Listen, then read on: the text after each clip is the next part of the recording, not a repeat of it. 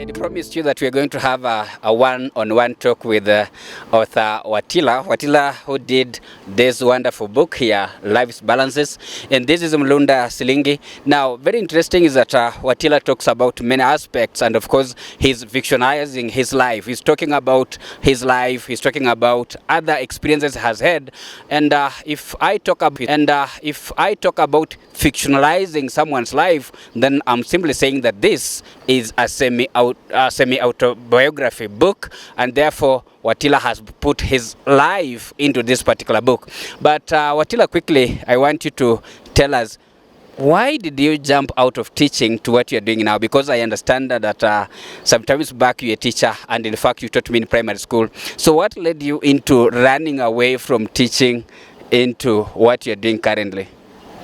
Mr. Mulunda, thank you very much for offering me this chance to come and interview me. I'm very much thankful. One thing I would like to say is that I came out of teaching not because I could not teach. I had that capacity.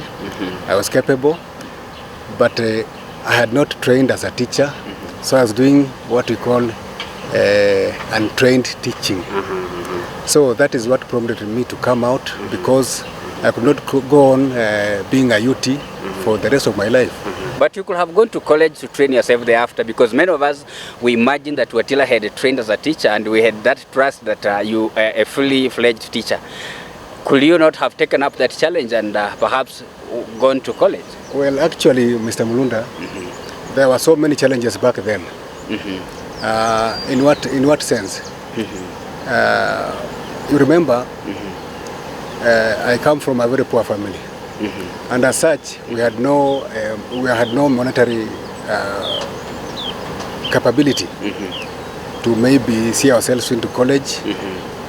So I decided to get out of school and go to ADC, which offered me a job, and this job. Before you go there, Watila, I'm just imagining that even when you mentioned that you come from a humble background, and that could not allow you to proceed to college, but someone will imagine that Watila, who went to St. Anthony's at that time, the family must have been capable and could be able even to finance his education at a tertiary level, or perhaps even at higher education level. Actually, you are right. I went to Kitale Day, which is now St. Anthony's Boys, and you remember that time, it was a mixed day school, mixed day and boarding school. So I was not a boarder, I was a day scholar. And as such, the fee was not that high. So my parent, I was raised up by a single parent. My father passed on when I was still in primary. So what actually happened is my mother struggled. She really struggled to see me through high school, and that is why I was not a boarder, I was a day scholar. And the much that she could do is where I reached. We also had siblings who were in primary. I had a brother who was in, it's called what? Kabuyefwe. And he was also in his second year.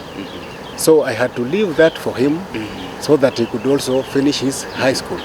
So during that period, I thought of going into primary school teaching, such that I could facilitate also his education. So you remember, during that period when we were together, I taught you, I was trying to accommodate my brother's education. So basically that is what happened. So after he did his Form 4, there was a brother must be Neriko or somebody. That is Mike Neriko. You know him. So when he came out of school, there was also a change of regime. We were, during our teaching time, there was that government of Nyayo. Now Mzee Moi handed over his reins of power to the NAC regime, and the NAC regime decided that they could not allow the parents to pay an extra coin. So there was free primary education, and as such, the untrained teachers had to go out. So you are part of the victims. I was part of the new regime. Of course. So You left immediately from primary school, that was Koronga Primary School, Yeah, exactly. and then directly into ADC. So in ADC you can tell us then what are you doing, and because I can see that even matters of teaching are still tracking you, they are following you up to the time you are writing this book. You are still teaching the world. So in ADC experience, and what are you doing there? Actually, I'm a stores clerk, what people would say a storekeeper. I've been doing storekeeping for almost 20 years now. So I rose through the ranks. ADC has been helpful. In what way? The little that they have been paying me has seen me grow slowly as a writer. I've tried to uplift my family. So basically that is what I do.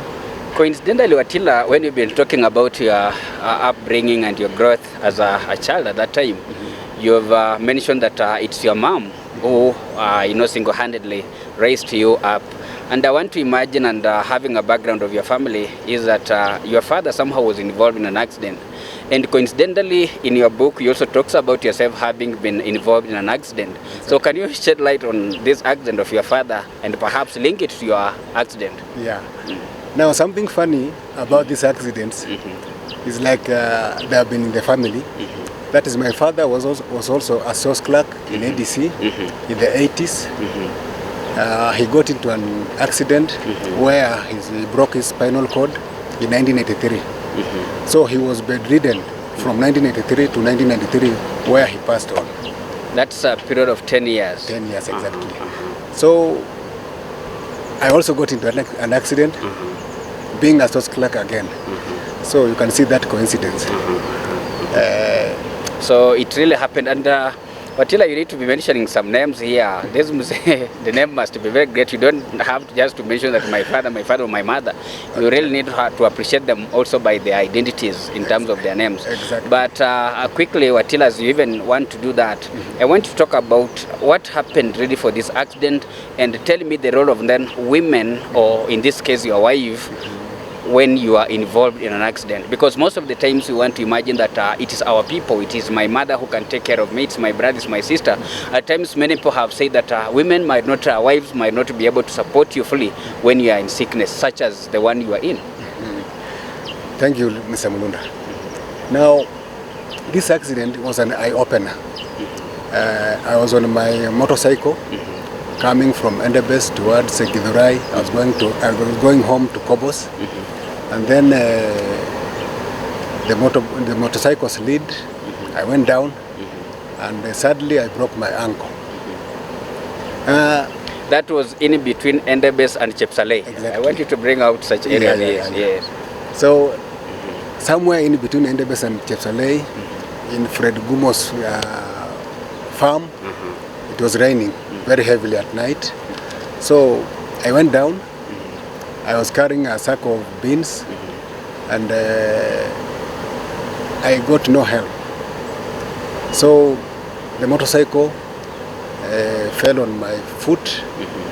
I tried to get up, I could not. And then something funny again happened. Two men came up from my front. It was dark at around 7. They came out.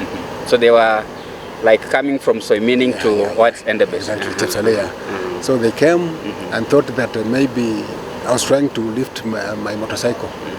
But then they realized that I was trapped. They helped me and asked me, will you be able to go? I said, yes, I'll go. I did not know that I was injured. I got onto my bicycle and went for like 100 meters.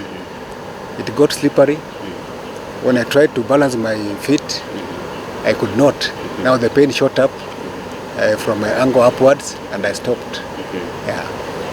So, right from that incident, then did you break your leg, or it just got fractured? Maybe you can explain to us that, and then up to the time of your treatment, and how your wife, because you talks about Judith here vehemently in this book. You mentioned her, you were able to mention her occasionally, and you mentioned her on strong basis that if it were not of her support, perhaps you could be still in your scratches.